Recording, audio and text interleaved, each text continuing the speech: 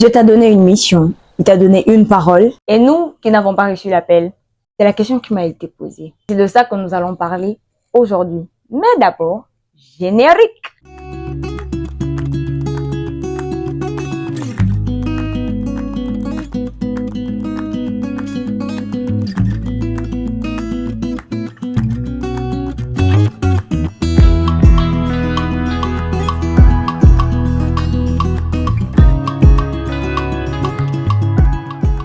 Hello à tous, j'espère que vous allez bien. Moi, ça va bien, par la grâce de Dieu.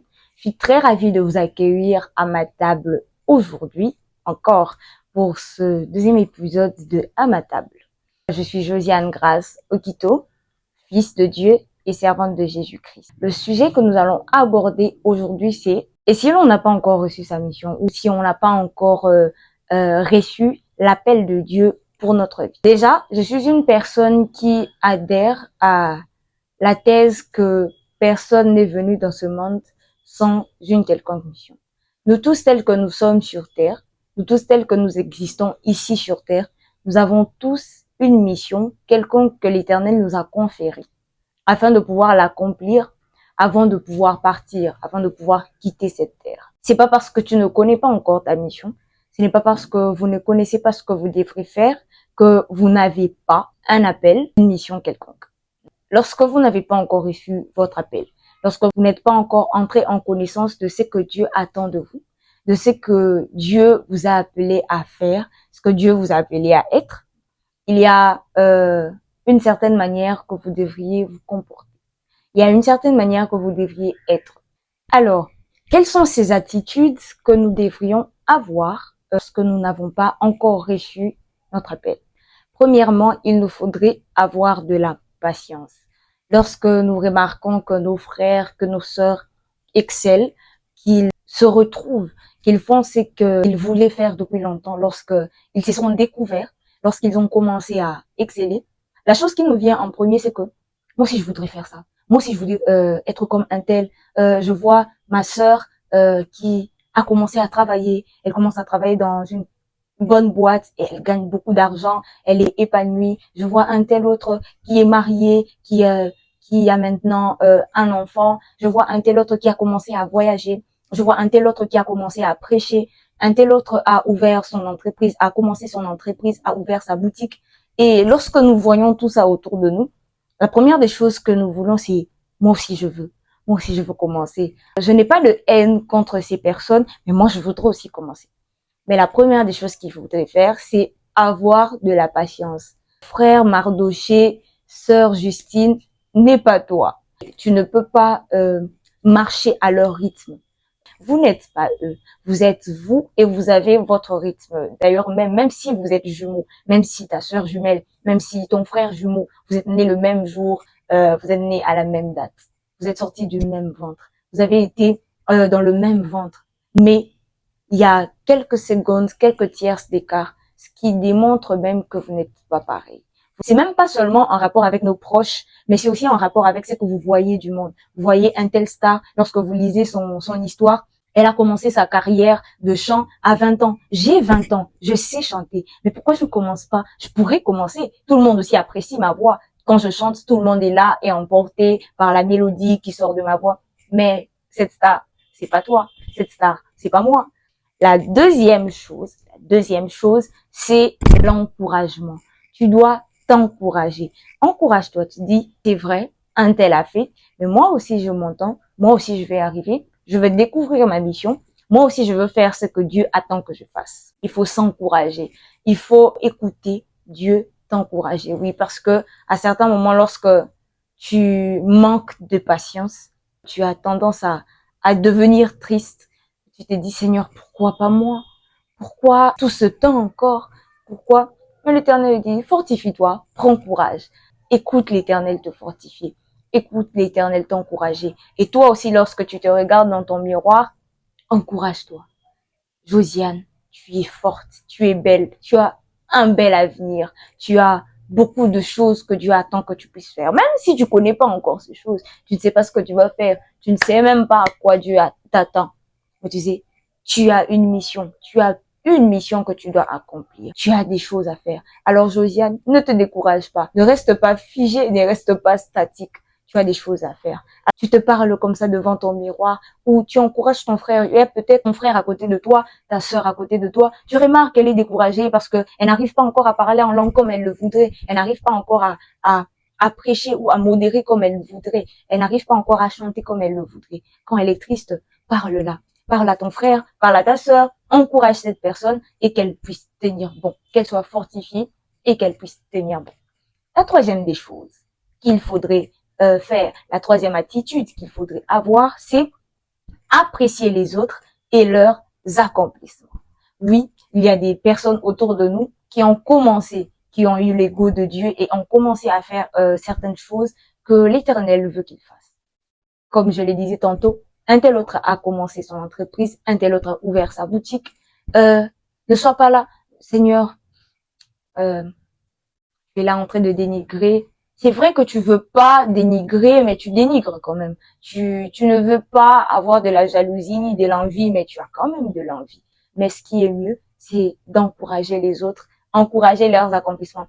Félicitations mon frère, je suis très contente pour toi et que cela vienne de votre cœur. Ah oui, parce que lorsqu'on parle d'encourager, c'est pas félicitations mon frère, félicitations ma sœur, mais quand elle part, non, c'est un sentiment. Ce sont des encouragements qui viennent de votre cœur. Vous ressentez vraiment ce que vous êtes en train de dire. Parce que c'est très important, ça vous permettrait de garder votre cœur. De l'envie, de la jalousie et même de la sorcellerie. Oui, parce que la sorcellerie, ce n'est pas seulement jeter de sorts et autres. Non, mais ça commence par la jalousie, par l'envie, la convoitise. Ça gardera votre cœur de toutes ces choses. Alors, encouragez, appréciez les autres, appréciez leurs accomplissements. Dites à votre sœur, en tout cas aujourd'hui tu as très bien chanté, j'ai beaucoup aimé. Aujourd'hui vraiment j'ai beaucoup aimé comment tu as fait un tel travail. Comment tu as balayé, comment tu as classé les chaises. Vous encouragez les accomplissements, vous appréciez les accomplissements de votre frère ou de votre sœur. Quatrième de choses, la quatrième attitude à avoir, c'est se découvrir et découvrir ses capacités, découvrir ses talents, découvrir les choses que Dieu a mises en nous. Pour la plupart des gens, c'est par rapport aux talents que nous avons que l'Éternel nous donne une mission. Mais déjà, comment tu vas découvrir ta mission si tu ne sais même pas si tu es capable de faire quoi? Je ne dis pas être capable de faire ce que tout le monde fait. Par exemple, tout le monde sait ouvrir un livre, lire, c'est pas ça. Je parle de quelque chose qui est particulier à toi. Découvre-toi. Découvre tes capacités. Découvre tes talents. Découvre ce que tu sais faire. Moi, je me rappelle à une époque, lorsque j'ai commencé à me découvrir, j'ai tenté plusieurs choses, plusieurs choses. Ça fait pas des mauvaises, je précise. Plusieurs choses pour pouvoir découvrir qu'est-ce que je savais faire, qu'est-ce que je sais faire et tout. Et j'ai commencé à tricoter. J'ai commencé à tricoter, oui, avec beaucoup de tutos sur Internet. J'ai commencé à tricoter et j'ai tricoté même 2 écharpes et tout. Et j'étais vraiment contente du fait que je sache tricoter. C'est quelque chose que je savais pas, mais que j'ai découvert. J'ai appris à me découvrir. Apprenez à vous découvrir. Apprenez à découvrir vos talents. C'est, je sais pas moi, chanter, tu sais, jouer au basket, tu sais jouer au piano. Peut-être que tu n'as pas encore joué au piano, mais tu sais que il y a quelques trucs et tout que tu sais faire. Tu sais par exemple monter des meubles, tu sais arranger un véhicule, tu sais beaucoup de choses. Donc il y a plusieurs choses, plusieurs de tes talents. Tous tes talents te permettront de pouvoir aussi connaître tes talents, te permettra de découvrir aussi ta mission. La cinquième des choses à faire, c'est ou la cinquième attitude à avoir, c'est travailler ses talents. C'est vrai que tu as découvert tes talents. C'est vrai que tu as découvert ce que tu étais capable de faire. C'est vrai que tu t'es découvert. C'est vrai que tu as découvert que tu savais chanter, jouer. Mais il faut travailler sur ça. Oui, c'est ça. Tu as découvert que tu savais chanter. Travaille sur le chant. Travaille sur la musique. Suis des formations. Il y a plusieurs tutos sur Internet aujourd'hui. Quand tu tapes apprendre à chanter, il y a beaucoup de choses qui apparaissent. Apprendre l'informatique, il y a beaucoup de choses. Apprendre sur le droit, apprendre sur le numérique, apprendre sur plusieurs choses. Apprendre toutes choses, la couture, coudre. Il y a beaucoup de choses sur Internet. Je vous dis, apprendre la pâtisserie. Il y a beaucoup de choses sur YouTube. Travaille sur tes talents. Tu travailles sur des choses. Tu demandes des conseils à des personnes qui connaissent, qui en savent plus que toi, qui ont découvert ou qui se sont découverts, qui ont travaillé sur leur talent avant toi. Tu as découvert peut-être que tu savais jouer au foot. Cherche un aîné, cherche une personne qui sait jouer au foot ou qui apprend à jouer au foot avant toi, qui a commencé à apprendre à jouer au foot avant toi. Tu lui poses des questions, comment faire ceci, comment faire un tel dribble, comment faire ceci, cela. Cela te permettra de pouvoir approfondir tes talents, approfondir tes connaissances sur les talents que Dieu t'a donné. La sixième chose et la dernière des choses que nous allons voir aujourd'hui sur les attitudes à avoir ou les choses à faire lorsque nous n'avons pas encore reçu notre mission ou notre appel, c'est de toujours rester à l'écoute de Dieu. Oui, il y a toutes ces choses que tu as pu faire, mais il te faut toujours rester à l'écoute de Dieu. Parce que tu peux commencer, par exemple, j'ai découvert un tel talent, j'ai découvert un tel autre chose, je sais faire un tel ou un tel autre chose, mais Dieu te dit, ah non, ne perds pas ton temps ici, fais ceci. Non, apprends cela. Non, n'apprends pas le piano, apprends plutôt la guitare. Mais tu as découvert que tu étais dans la musique, mais peut-être que tu t'es un peu perdu. Non, on n'apprend pas le piano, apprends la guitare. Non, non, laisse les instruments, chante.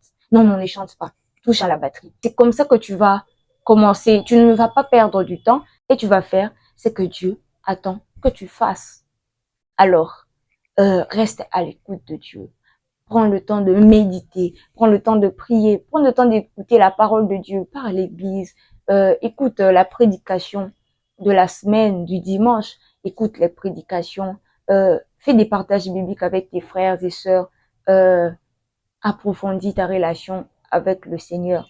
Et ça te permettra aussi de pouvoir te découvrir, de pouvoir découvrir quelle est ta mission et c'est à quoi Dieu t'appelle à faire et à être. Bien évidemment, ce n'est pas une liste exhaustive.